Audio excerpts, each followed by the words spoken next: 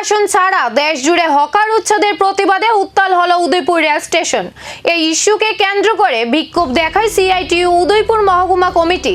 সকাল 9:30 নাগাদ উদয়পুর রেল স্টেশনে জড়ো হন সিআইটিইউ কর্মী ও সমর্থকরা। এরপর সেখানেই শুরু হয় বিক্ষোভ কর্মসূচি এবং পরে স্টেশন মাস্টারের কাছে স্মারকলিপি প্রদান করা হয়। বিক্ষোভকারীদের প্রধান দাবি, পুনর্বাসন ছাড়া হকার উচ্ছেদ কোনোভাবেই মানা যাবে না। পাশাপাশি উচ্ছেদের নামে হকারদের হয়রানি বন্ধ করার দাবিও তোলা হয়। এছাড়াও কলকাতায় হকার উচ্ছেদ আন্দোলনকারীদের বিরুদ্ধে দায়ের হওয়া মিথ্যা মামলা প্রত্যাহারের দাবি জানানো হয়। কর্মসূচিতে উপস্থিত ছিলেন সিআইটিইউ উদয়পুর মহকুমা সম্পাদক প্রদীপ সাহা, সভাপতি কুরপান খাদিম, শ্রমিক নেতা দেবাশিস ধর চৌধুরী, বিজয় চক্রবর্তী, সুকান্ত ভুইয়া, কাকলি ঘোষ, আনিস আহমেদ চৌধুরী সহ অন্যান্যরা। উদয়পুর মহকুমা কমিটি, ত্রিপুরা রাজ্য হকার্স ইউনিয়ন, আমরা উদয়পুর রেল স্টেশনে বিক্ষোভ প্রদর্শন করছি।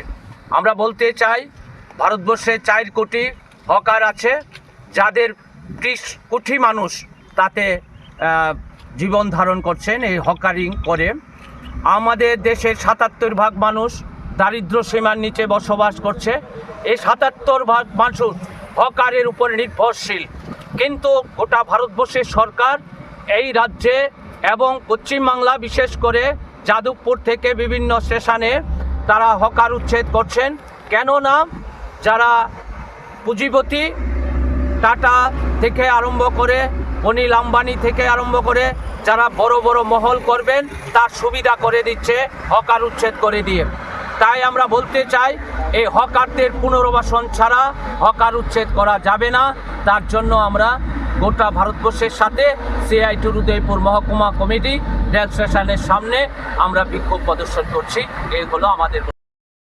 হকার উচ্ছেদ ইস্যুতে এই আন্দোলন কতদূর গড়ায় আর প্রশাসন কি অবস্থান নেয়, সেই দিকেই এখন নজর সকলের।